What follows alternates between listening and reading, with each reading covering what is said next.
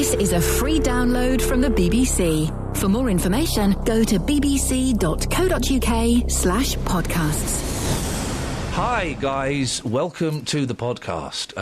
Iain Lee is here. Catherine Boyle is there. Yep. Kelly Betts is there. Hi. Who the hell are you?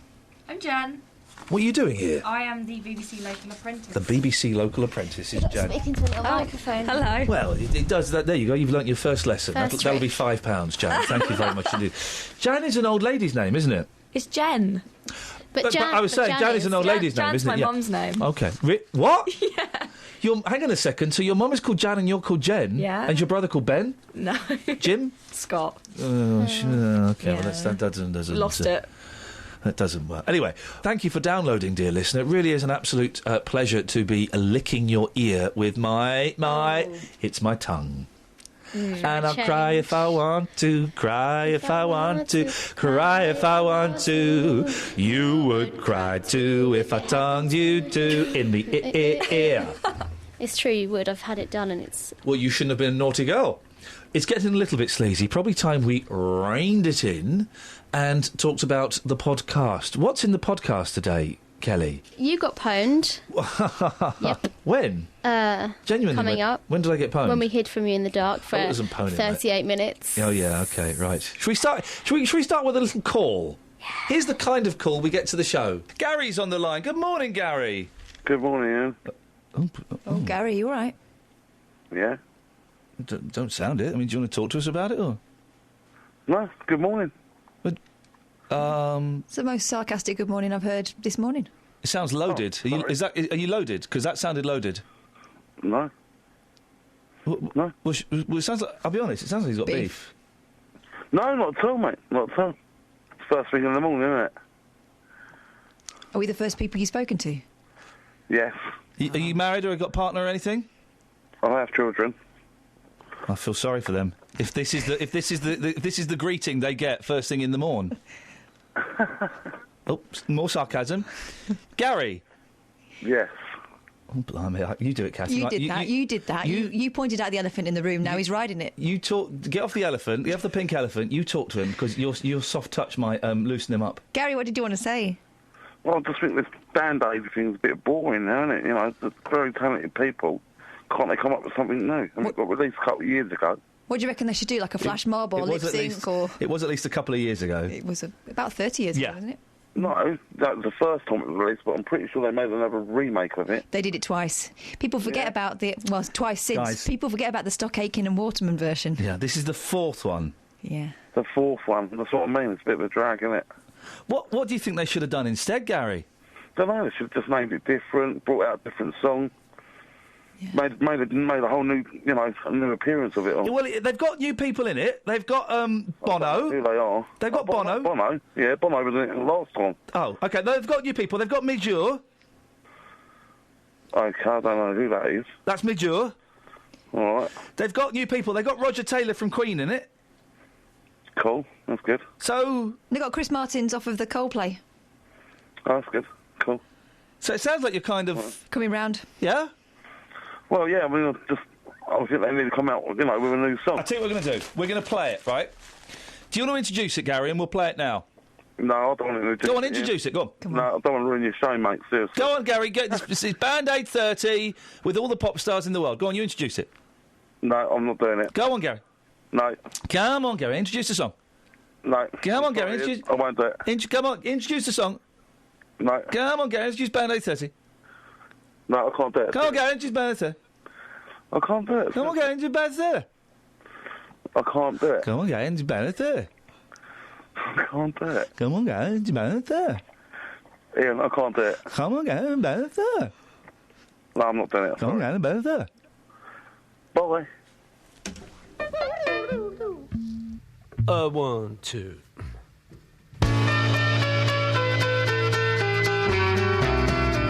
Great fun, great bands. Boyle, you're hiding behind the screen there, and I know you're only... Have you got flats on today? No, I haven't. Wow, this is you tall. There we go. I was kneeling on the chair there. All right, mate. Now I'm standing up. OK, what's... Now I'm kneeling down. All right, mate. Now I'm standing up. OK, mate. OK. I'm kneeling down. OK. What's your beef? I haven't got beef. I can see your beef in your eyes. Oh. Yeah, you've got beefy eyes.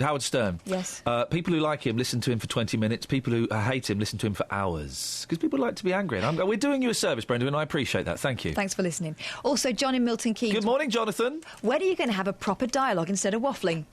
Wait for it.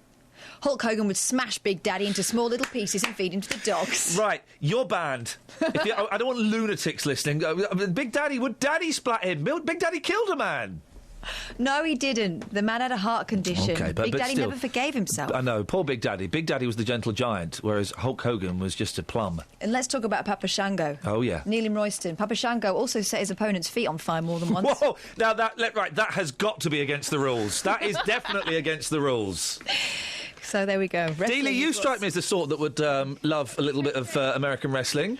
What's your name? Dealey? Oh, sorry, you're there. Well, my nan used to love Big Daddy in the 80s. Yep. And you're going back to the older lady saying how much they loved him. Do you know what? My nan used to sit there every single Saturday afternoon watching this. Wasn't really for me personally, but I used to get into it every now and again, you know. I'm a football man. I'm a real man. OK, well, listen, we've got a caller on line 1. Good morning, line 1.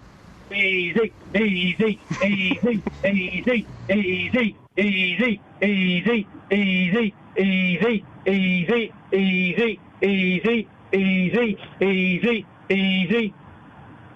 Thanks very much for calling line 1. There we go, Justin. That was nice, wasn't it? Brilliant. Fantastic. Put that in the pod as well. I think the whole podcast this week is just me and Catherine and line 1 chanting. That's what it's going to be. You've taken Big Daddy to the streets. I have, and there's more chanting to come. I've been asking people for their memories of Shirley Crabtree Jr., better known as Big Daddy. I've been trying to get people to do the famous chants on the way to work this morning. Boss, take a listen. Here's what happened.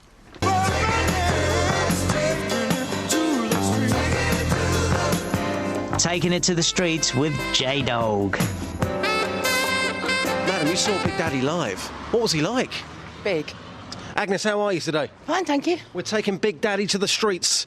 We're getting his name back on the radio. Now, what's your memories of watching the big man himself? With Giant Haystacks. I remember them two fighting, wrestling when the kids were small. I was only about in my 20s. Yeah? Yeah, I remember that. And You're smiling straight away, aren't you? Yeah, no, I loved him. Loved the two of them. And Ian's been trying to do the chant this morning. Just in 10 seconds, can you give us the Big Daddy chant? Easy, easy. Wonderful. Madam, a Big Daddy fan in the house. What did he mean to you when you were growing up? It was a Saturday afternoon watching wrestling with my granddad. Yes. And just lastly, give us the chant. How did it used to go? Easy, easy. Great big fat bloke. Lovely. Thank you very much. Take care. Okay. I think the last bit may have been improvised slightly. I don't remember the great big fat bloke. Lovely. It was just out there this morning, people on the way to work, and as soon as you mentioned Big Daddy, people were smiling. People wanted to do the chant. They didn't mind looking stupid in public. They were well up for it, boss. You say people, really, we used the wrong jingle there, didn't we? That was the lady's perspective. Yes. What's interesting is kids don't realise this, right? And this is why you've got your athletes, your Etienne Stotts, your Greg Rutherfords, your Paula Radcliffes, who are all super thin, super lithe, muscular, toned bodies. No. They put people off sports. In the 70s, the best fighter in the world was Big Daddy. Yep. The strongest man in the world was Jeff Capes. Yep. Fat blokes. Hope you enjoyed that, and I hope you found it easy listening. I didn't get pwned this week. You did. I did not. Read the script. The script is bull. Thanks. I got pwned this week. Here's the evidence. Morning, guys. My, in inverted commas, and I use this term very, very loosely, team are thinking it's hilarious to hide in the dark.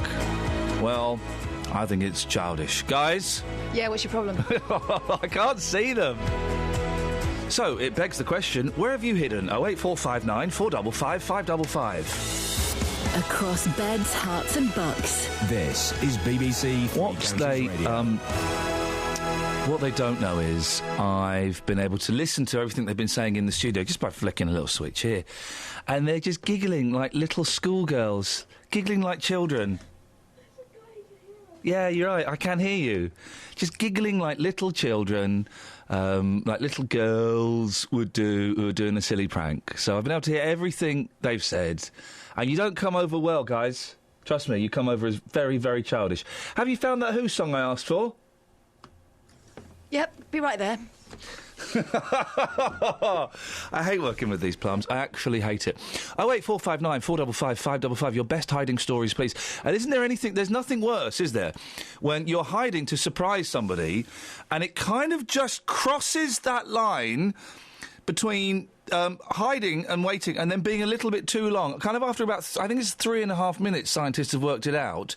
It's once you get to 3.5 minutes and beyond, then it's really awkward. And at what point do you decide, you know what, I'm going to stop crouching in this cupboard because they've probably... You still giggling, girls? Yep. Yeah? You having fun in there? Yeah, that's great. I don't know what your problem is. I'm doing my job, just not where you can see me. Where's the Who song? Huh? Oh, for crying out loud. At what point do you decide, you know what, I've been hiding here now for 15 minutes, it's probably best... there's no sadder look on a person's face than the look when they realise they've been hiding for so long and it's been wasted and they have to come out of hiding. It's the saddest look in the world, isn't it? Girls? I wouldn't know. I can do this all day. Where's the Who song? It's coming. Turn the flipping lights on. I can't see you. I've got a headache. You're going to turn my headache into a migraine. Do you admit that we have pwned you? Well, if by pwnership you mean have you sat in a dark room for 6.5 minutes, then, yeah, I guess you pwned me. If by that do you mean have you freaked me out and made me uncomfortable, then... You hate this. You don't know where I am. Where am I? Say that we've pwned you. You're there. You can't see me. Say that we've pwned you. This can all stop. We'll play the Rolling Stones instead, then.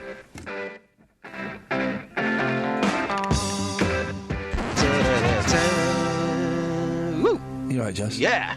What a tune. Fantastic. It's one of the only good songs the Rolling Stones ever did. Oh, no, don't get me started. No, Come on. I'm starting. No. They're rubbish. No. Anyway, I've got a whisper. Because we're all hiding now in the studios. Yeah. They've got their studio lights off, but they've got the telly on, so I can see exactly where they are. Yep. But I've turned off the lights in my studio. I've covered all the computer screens with blankets. They can't see me. You're a crazy guy. I'm a crazy guy. I've just got to keep an eye on the door, make sure they don't come in. 08459 455 555 is the phone number. If you give us a call, then that means the ladies will have to reveal themselves. Not like that, you deviants. I mean, they'll just have to pop up. It's a bit dark at the moment, you see. Andy's in Luton. Good morning, Andy. Hello, Ian. I've got no... Just keep your voice down, mate. I've got no lights on in the studio. I'm hiding in my studio. Catherine and Kelly are hiding in their studio. And I can do this literally all morning. I've got 2 young boys. This is what I do all day long anyway, is hide in a dark room from them. So I can do this. What would you like to say, Andy? I'd just like to take you up on your point about the Rolling Stones. Terrible band, aren't they? Terrific band. Sorry? Well, it's about time you played 40 licks right through. What? Some of the best records ever. Yeah, the thing about... a great dance band, and they've been going on for 50 years. So I think they know more than you do about the record business. Well, no, they don't. They do. Name. Okay, so they've got a greatest hits album that's quite good. Quite good. It's terrific. Name 5 good Rolling Stone songs. All right. Brown Sugar. 1.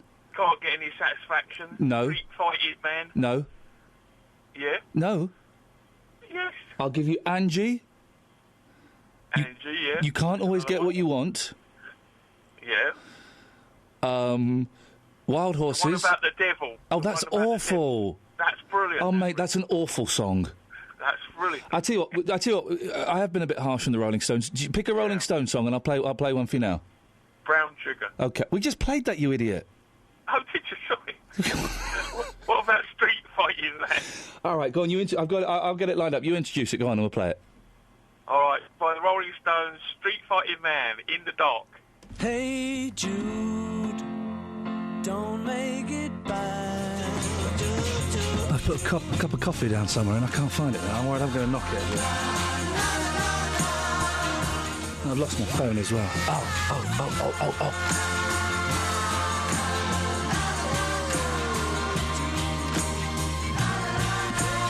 I found the coffee.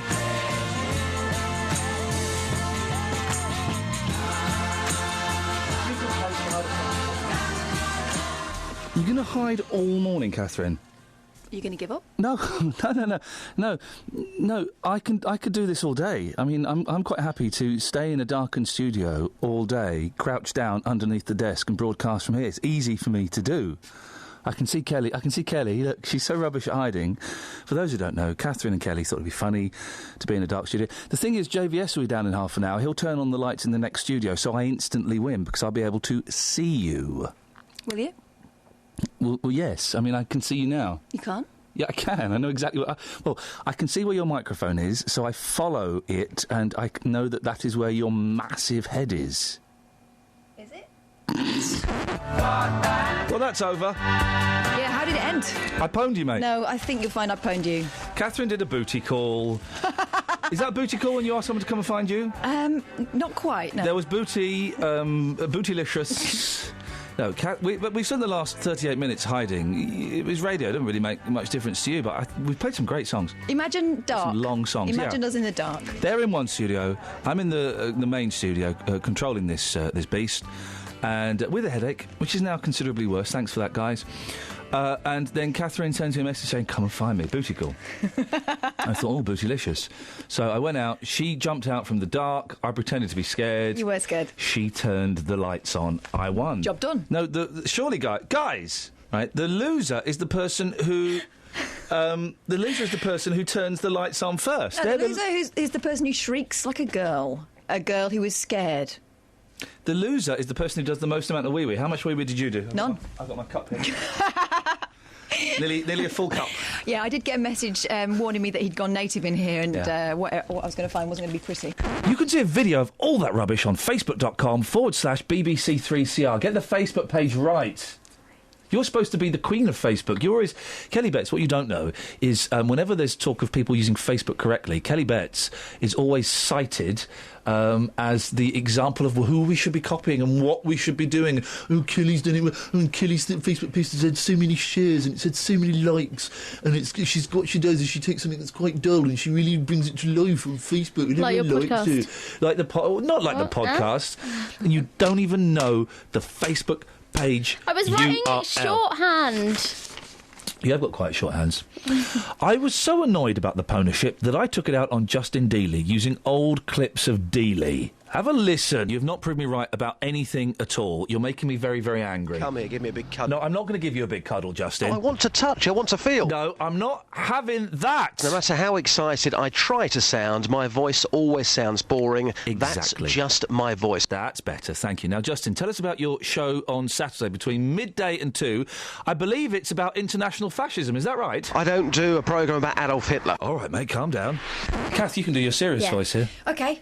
Serious voice. We had a phone call at the end of last week from a guy called Luke who was living on a traveller's site after seeing an advert in his shop window.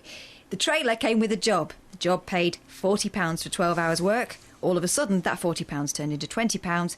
He said he didn't want to work anymore and, well, I don't want to spoil the story.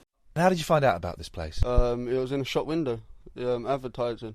And I used to work with these a few years ago. And then I stopped working with them because they didn't pay me for a week's work I'd done. And then they promised me I'd get all that back.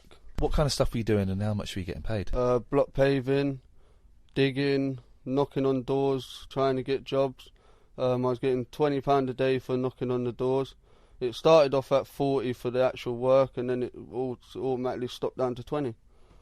Why did they stop it down to 20? I don't know. That's what I would like to know. So I stopped working with them. And then when I did stop working with them, I'd get grief off them. I'd get threats. I've had 3 windows smashed. So the people you're working for, they own this traveller site? Yeah. Right, OK. When they cut down your daily rate from £40 to £20, you must have said something to them. Yeah, I told them I'm not coming to work for £20 a day because I said I'm not a slave, pretty much. And that was it. I just started getting grief. They gave me a notice to get out. They got the kids to smash 3 windows, just all throwing all rubbish at the trailer, kids behind the trailer. We even had one pull on my doorstep, a kid, where they're putting them up to do things. How does that make you feel? This is your home. I'm scared. I don't go out. If I do go to the shop, I have to cut across the fields and the train tracks all the way up to the shop. I can't walk down there because I get threats, things thrown at me. What kind of threats are they making? That they're going to get someone to punch my head in, not to be seen leaving sight, otherwise something's going to happen to me. I'm actually scared to leave this trailer. I've got to ask, if you're scared because of the threats they've made, why are you talking to us? Because I don't want it happening to other people. Something needs to be done about it. I've been to the council 3 times to get moved. The trailer next door, they've turned the lights off. Like, they refuse to give us electric cards to put in electric. But are you not worried, though, that if this goes out on the radio, that something worse might happen? Hopefully it all gets stopped and no one else gets put through what we've been put through. Because I wouldn't like it done to me. I don't like it done to me. Well, I don't like it done to anyone else. So I think I've got to do something to stop it all. What do you want the council to do? Rehouse us, to move us away from here so I can walk out to the shop without being scared, without getting threats. There might be, let me play devil's advocate for a second, there might be some people who, listening to this, who think maybe you're making this up, just so that you get rehoused. What would you say to them? It ain't to get rehoused. I was happy here at first, and I'd work every day. I'm 23 years old. With my criminal record, I can't really go and get a job. I was happy to work here. And then when they cut my wages down, and then that was enough for me. I'm not going to work for £20 a day. Sitting there 7:30 in the morning till 7:30 at night for £20. It ain't right. If you're feeling threatened and your family, and there's a gorgeous little baby here as well, 7 months old, why can't you find somewhere else to go on your own? I mean, as the family, why can't you take the initiative and leave? Because the council have to house us. We haven't got the money to go and put straight on a deposit. And we'll make ourselves intentionally homeless. Yeah, and if I make myself homeless, it ain't me just losing out. It's my girlfriend, it's the baby. I'll be on the street with him.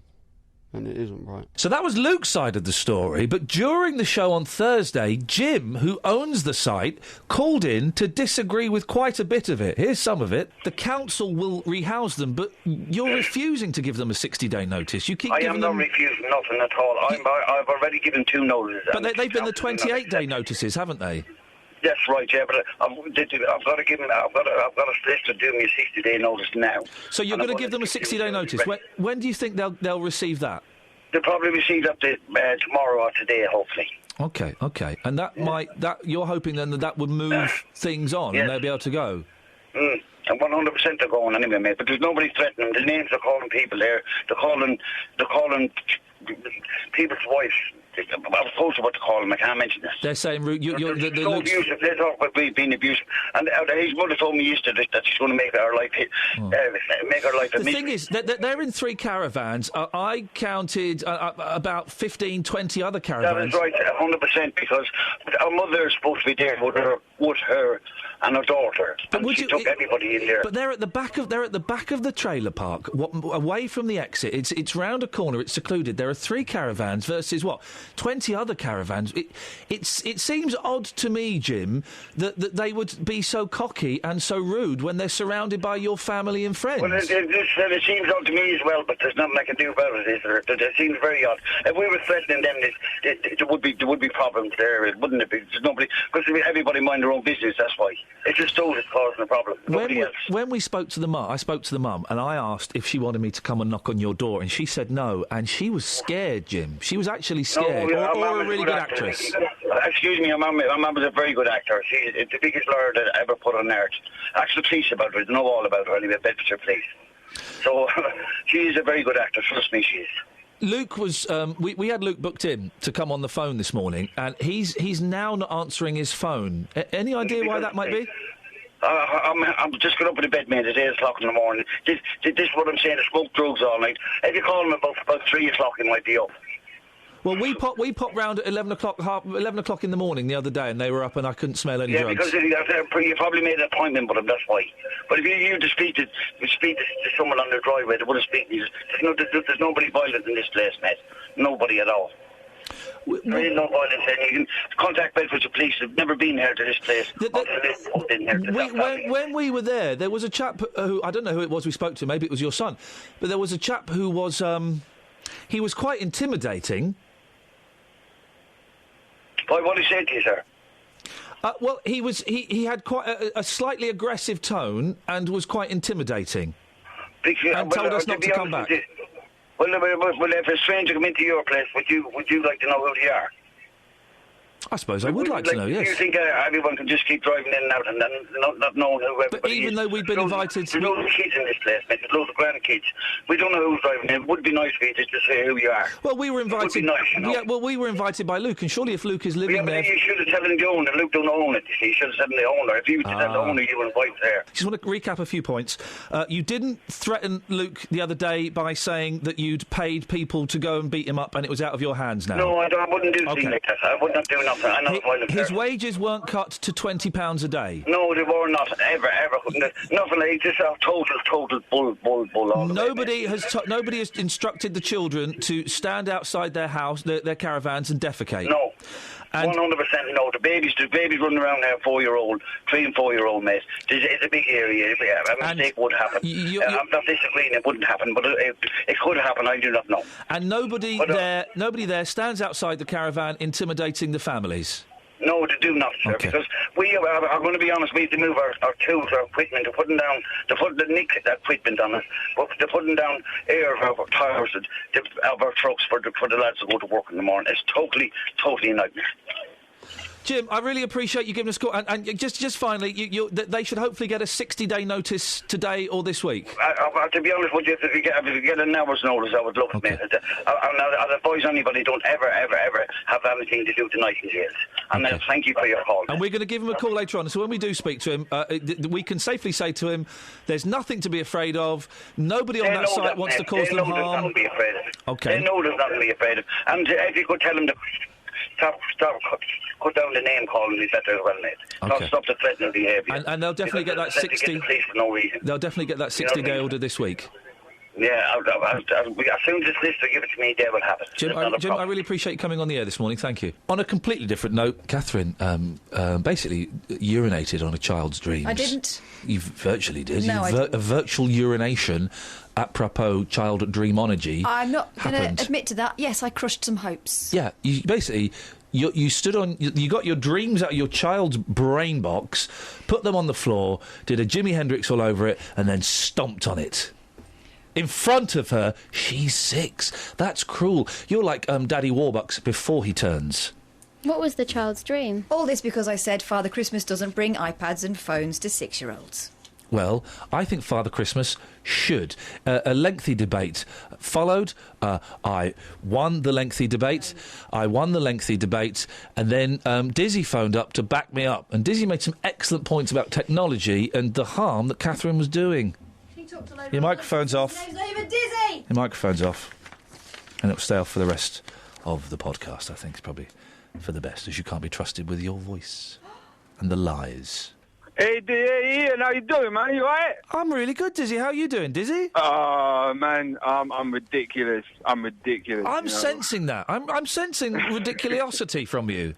Oh, man, I've got so much ridiculosity. Haven't you just? I've got velocity, I've got everything, man. Have you got hypotheses? Oh, man, I've got so many hypotheses. I'm like one of them people that works in the science lab. Have you got ferocity? Rawr. Hey, good lad. Any animosity, Dizzy? Yeah, I suppose so, yeah. Okay. What have you got for us? Well, basically, yeah, like, I'm just talking about the iPads, yeah? Like, I got, like, lots of kids, right?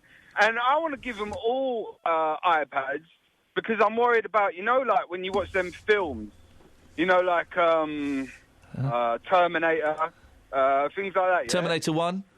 Oh, man, Terminator 1, Terminator 2, not Terminator 3, that was I wouldn't bother with that. That was a rubbish film, wasn't it? No, there's all rubbish, aren't they, really? But the thing is, right, yeah, and AI, you know, all that kind of stuff, yeah? When that happens, you know, we want to prepare our kids, you know? They need to know how to use, like, these things to wire a car up to a I don't know, something.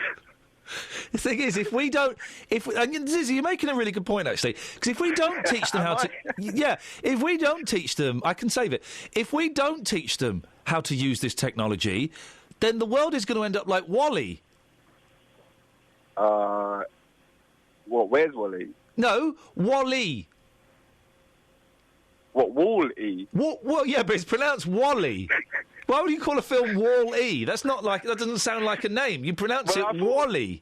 No, because I thought, like, the whole premise of the film was about naming walls. Well, that's not about naming walls. It's about the word is Wall-E. And they've just made it look like robot writing. Oh, right. Did you not understand what Wall-E was about? No, not really. Dizzy, you've totally rendered all of your points useless. Oh, man.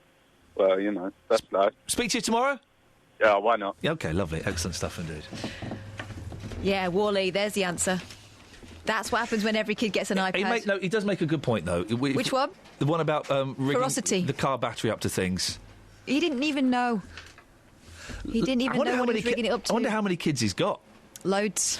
Laura's in Bedford. Good morning to you, Laura. Good morning. Do you agree with Dizzy? What was the name of the supermarket that took over the whole world in it? Oh gosh, what's it called? I can't remember. Globotech. It was. I can't remember. It's a good film. Tesco's? No. What was it? No. It's a good film, Wall-E, isn't it? Oh, I loved it, and I think it's so clever. I tell you what I saw the other day. I tell you what I saw the other day for the first time. We just signed up to one of these like streaming services where you get loads of films, right? And there's loads of kids' films on there I hadn't seen, and some of them are rubbish. You've got to tread carefully. But we watched Tangled the other day. Ah, have you I've not seen that? No, because I've got boys. Oh well, I've got boys. They loved it. I dragged them along to see Frozen, and I was the only one that came out singing. Oh how old are your boys? 8 and 7. Oh, okay, maybe just a bit, because mine are 4 and 2. They love Frozen. They loved it. Yeah, they're still in the middle of it. Yeah, see, mine are on tail end. They walked out thinking, oh my gosh, and I was the one going floating out. Let it go, let it go. Can't turn it back anymore. Let it go, let it go. Can't do. And you got to do I don't remember the rest of it. And you got to do the arm, isn't it? The pulling down movement. You pull the arm down. You've got to do it. That's known as an air grab. Do you want to build a snowman? Do you do? He's a bit of a fixer-upper. You don't know any of the words, do you? I don't know any of the words, but I still love. Go on, give me a song from there. Oh, I love Love Is an Open Door. Love is an open door!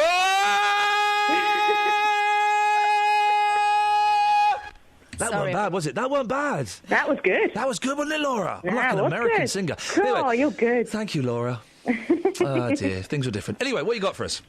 I was going to talk about the iPad. Yes. Right, I agree with you in the fact that you've got to embrace technology. Yeah. You have to. But, I mean, as I say, I've got 2 boys, so we've already got 3 tablets in the house, and we're soon to be having another one in a few weeks' time. Another tablet or another baby? Another tablet. Okay. Same thing, isn't it? Well done, you're quick. No, I genuinely didn't know. I couldn't quite tell from what you were saying. Okay. Any more kids on the horizon? No. 2 boys is enough. And they hard work. Flipping They hell. are, yeah. I think you might have had girls. I might have had a few more. Were your boys, when they were young, were they obsessed with their winkles? Yes. Yeah. There's so many baths I've had to stop. Because listen, let's all explore each other's bodies. But so many bars. I met someone the other day. Right? I met someone yesterday. Laura. I had a meeting, right? And we were talking about kids. It's one of the great things when you got kids. If you meet someone else who's got kids, you've always got something to talk about. You've got an in. And we were talking about kids, and she was telling me how she had to stop a bath. Her 2 boys were having a bath, right? Yeah. They're about 4 and 2. I can allude to this. You're going to have to fill in a lot of blanks, OK? And she turned around to get something, and she turned back, and one of the boys was... Careful. I don't know how to say that. No, don't say that. I've just mimed it to Catherine. I can't say this. That's not helpful on radio. No, they were they were touching each other's. They were touching each other. Let's just say that. Yeah. Okay. Yeah. My mother-in-law Yes. used to say to them when they were that age, and I never took up this one because I didn't think it was appropriate. She used to say, "Don't do that; it'll bite you." Oh no!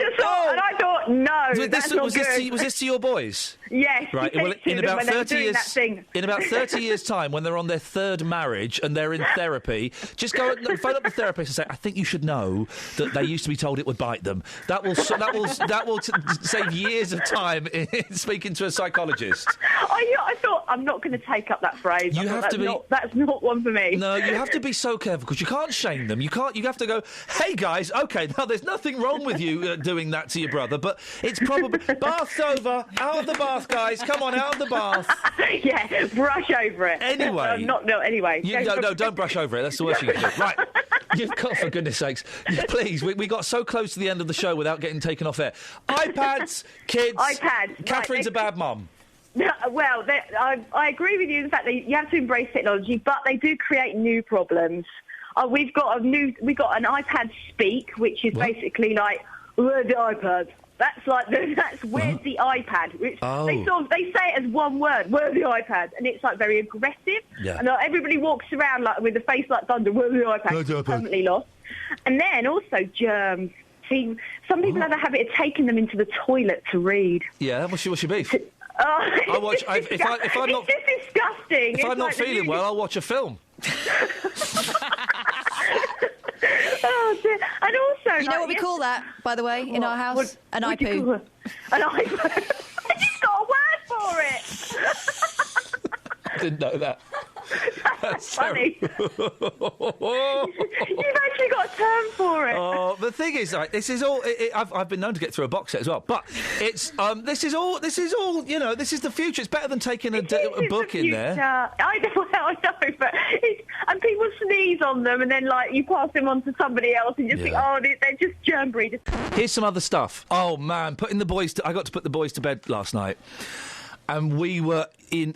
this is so childish. They're 4 and 2 and I'm 41, for goodness sakes. We're having farting competitions. My youngest... Careful. What? You want to be careful. Yeah. The winner could be the loser. Particularly when they're sat on your head. But my 2-year-old was in proper, genuine hysterics. You know when they just can't stop laughing? It was so wonderful. And that got me... And I never laugh. I'm a miserable old git. And I was laughing. Fun Sweet, times. apart from the, you know. You explained to your daughters what. I mean, do you want to have this conversation? Well, I was talking about Stringy and seeing actual Stringy. Yeah, Peter Stringfellow for those guys who aren't hip to the scene. And my daughter said, "Who is Stringy? Who's actual Stringy?" And I said, "He runs a special club where ladies take their clothes off while they're dancing." Yep. She thought that was hilarious. Yeah. One, a ridiculous idea, and two, that they got their bottoms out. Your sister wanted to be a stripper. She did. Well, she had 2 career paths she could have followed. Stripper or a tramp. Wow. Which one did she go for? Actually, she's a... What? Here's the thing. Is she stripping? No. Is she tramping? Here's the thing. Why would anybody wants to be a stripper? Why do strippers want... They can't want to be strippers. No one can want... Expressive, isn't it? No, it's not expressive. It's... But some people enjoy doing things that they're good at. Well, I'm good at taking my clothes off. I do it every day, almost. There you go. But why would you go and do that? Get paid for doing that. It's a crazy idea. Whoever thought of it, obviously, is weird. But if it works, it works. But I just don't know. But my daughters are right. It's a ridiculous idea. We could pay for people to put their clothes on. So? They'll start off naked. Yeah. And then you'll see them put the clothes on, and then you give them money and say thanks. Yeah, go away. You don't call it giving it money, you call it making it rain. I've seen Rihanna videos. Making it rain? Well, you chuck pennies at them. No, not pennies. No? That would hurt, especially if they've not got any clothes on. I don't get why anyone would want... I get why people would want to see it, but I don't get why anyone would... Have some respect for yourself, sisters. I respect you. That's why I'm going to put £10 in your stocking top, but... It does sometimes feel good to take off a coat, though. So maybe it's like that, but like a lot. Don't knock it till you've tried. It does. I know what you mean when if you've got really tight shoes on or high heels. Maybe it's that. Kicking those bad boys off. I'm going to take my blazer off now. Yeah. Put a tenner in her stocking. That felt good. It just. But why would anyone do that? Why would anyone want to? Do you know what? Do you know what I'm going to do? I am going to take my clothes off in front of lonely old men whose wives don't know they're here. Rhythmically. Is that like rhythmically? Rhythmically. Rhythm is a dancer. Yes. 08459 455 555. Can I just say my sister did want to be a stripper, but there was a caveat. Yes. Oh, you're not allowed to wear those. She would only be a stripper if she could keep her bra on. There we go, you see. At the Pride of Stevenage Awards in October, I'm going to sneeze. Well, bless you. That's never... Sorry. It's never a professional thing to do, is it? I had to announce it. Here's a top tip from me if you ever get into radio. Never, and I mean never, sneeze on air.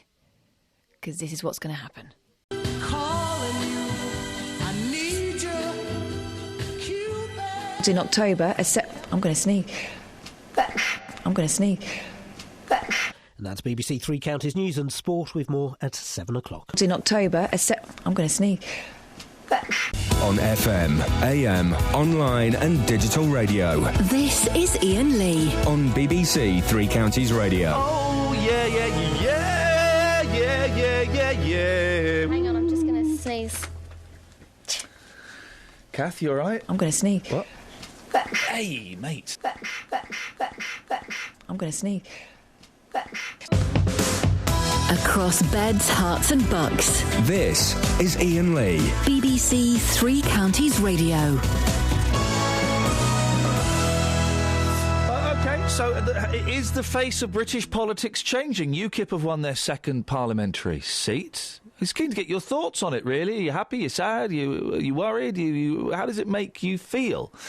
08459 455 555. We've had a couple of, confusing calls about UKIP and their policies. Well, I'm pleased to say that Nick Lincoln has called in, who's the UKIP's prospective parliamentary candidate for Watford. Morning, Nick.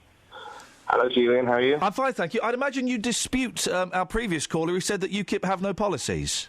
Robbie from Watford, potentially one of my voters. I do, categorically.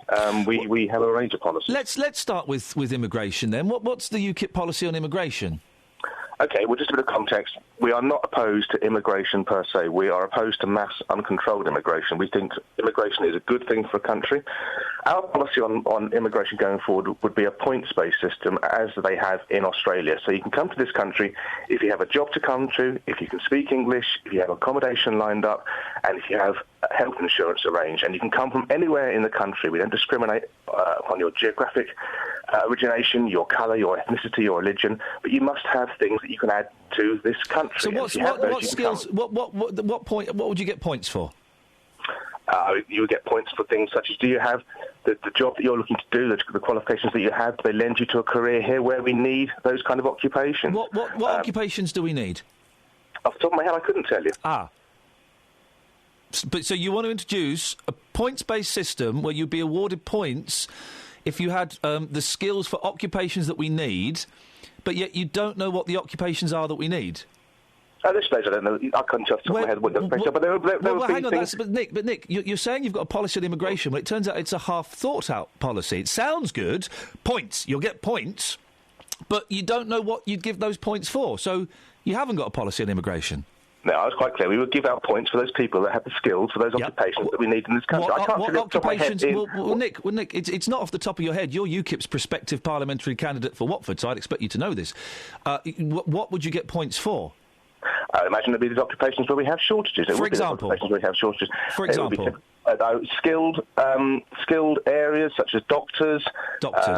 Doctors, people in IT, architects, accountants. But do we need people in IT? Have we got a shortage of people in IT? Have we got a shortage of accountants? We have a shortage of people with skills.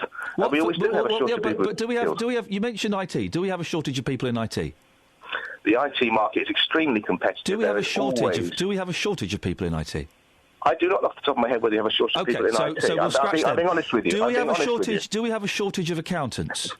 Look, Ian, I'm addressing the question of what is our overall policy on immigration. You're not answering the question. You said that UKIP would introduce a points-based system. What would you give points for skills that we required? What skills do we require? You don't know. I'm being completely candid with you. I do not know to that degree. You're a prospective MP for UKIP and you don't know what their policy is. I think the bigger question to address is here. How are we going to control migration? What are we going to do with the European Union migrants that are already here? And I want to categorically state on record that if people are here legally, they will be allowed to remain here legally when we leave the European Union. That goes against what Mark Reckless said, doesn't it? Mark Reckless handled the question rather... He said Mark Reckless. Well, no, he said that he suggested that migrants who've lived in the UK for several years could be turfed out. Is that UKIP policy? No, it's not. Why did a UKIP MP say that? I guess because we're all human. You know, we're not perfect and we make mistakes. And he made a mistake and it wasn't a well handled. But our policy is categorical. But listen, you can't. The thing is, if you are a prospective MP. And you know that you represent a party that some people perceive as being racist. Certainly, immigration is a key factor in that party. To not know how the point system would work, to suggest that migrants who've been here, who lived in the UK for several years, could be turfed out of the country, those are pretty big mistakes to make, aren't they, Nick? And you could see, surely you could understand, why that would give fuel to those people who think that UKIP doesn't have a policy on migration and is a racist party. I would think that a lot of people would say, thank goodness there's a party talking about immigration and we're addressing these issues and we're not trying to fudge it or hide away from this key issue, which is, if you speak to anybody on almost any doorstep, it's something they raise, whatever their political background. Exactly, but you don't know what the policy is.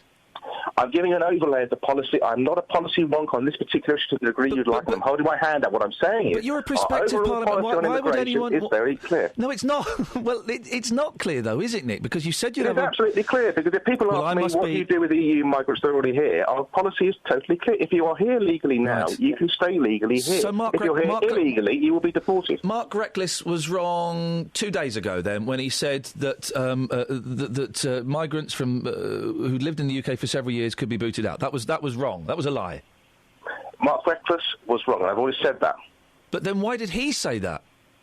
Because it's human and we make mistakes. To clarify the point, if you're a migrant here and you're here illegally, you will be deported.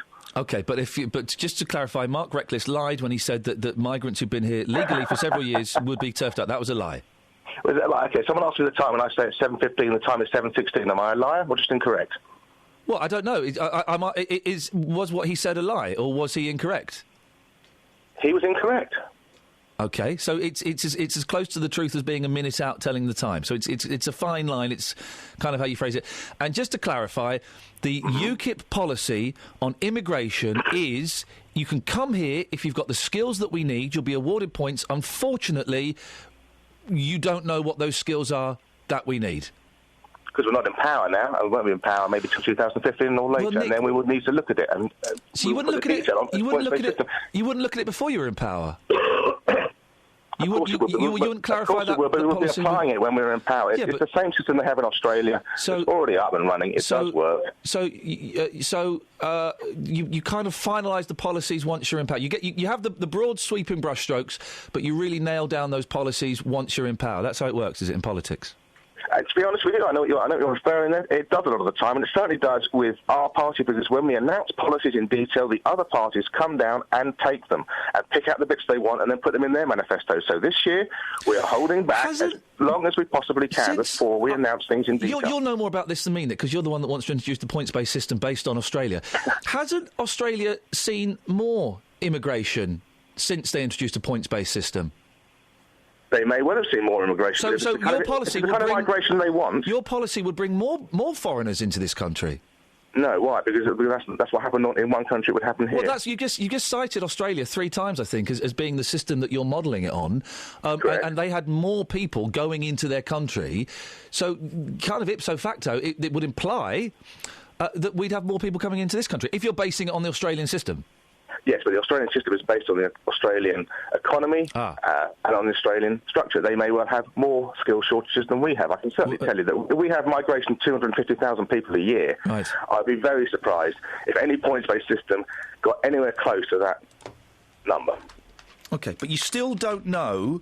You still don't know what the skills are that we need to fill. Yes, for the fourth or fifth time, off the top of my head, I do not know, and I've said that right from the start of this conversation.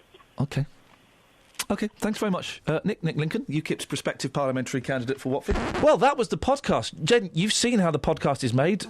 You can have your microphone on. I like you. Do you believe in dreams? I do believe in dreams. And you've seen dreams happen, haven't you? I have. OK. Catherine, keep away from Jen's microphone. Jen's dreams come true. There we go. Jen's dreams come true. I'm afraid everyone's microphone off now, apart from mine. If you want to send me an email, you can do, but I'm not going to tell you the email address. I only want people who can show initiative getting in touch with me. You'll have to find it yourself. Here, live every weekday morning between 6 and 9, or a podcast every week. I'm off for a cough. Anyone? Guys? What, with you? Yeah. Guys? I'm actually going out for a cough with Kath. I'm washing my hair. What? And Jen's... We've got hair washing facilities at BBC Three Counties Radio? No. Sorry? We're all going home to wash our hair. I'll come with you and have a cough. No, mate. Honestly, don't worry about it. No, listen, I will come with you and we will have a cough. No, it's you go when we...